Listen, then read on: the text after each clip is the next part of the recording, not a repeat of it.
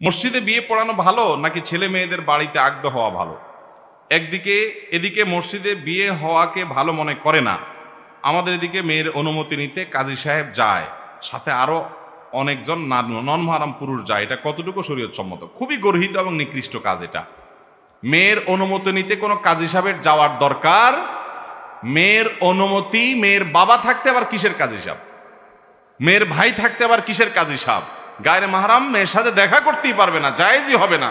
সেখানে আমাদের দেশে বেশিরভাগ বিয়েতে এই কাম করে যে কাজীর সাথে আবার মানুষ একটা দুইটা যায়, এগুলো দূরে বাইরে বাইন্দা পিটাই দিয়ে যদি জোর করে যেতে চায়। বুঝতে পারছেন কথা?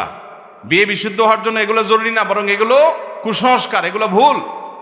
মেয়ের অনুমতি, মেয়ের বাপ যদি জিজ্ঞেস করেন, মা তোমাকে অমুকের সাথে বিয়ে দিচ্ছি, এই ফ্যামিলি, তুমি তো জানো সবকিছু, মেয়ে যদি আলহামদুলিল্লাহ বলে, বাস বাপ আয়সা বলবে আমার মেয়ের অনুমতি আসছে, যথেষ্ট, আর কিছু লাগবে না।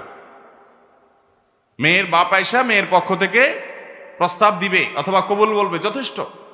আলাদা লোক দরকার নাই এখানে দুজন যাওয়ার, তাও আবার গায়ের মাহরাম। গায়ের মাহরামে তো যাওয়াই জায়েজ নাই, কাজী সাহেব তো এখানে ঢোকারই পারমিশন নেই। এগুলো আমাদের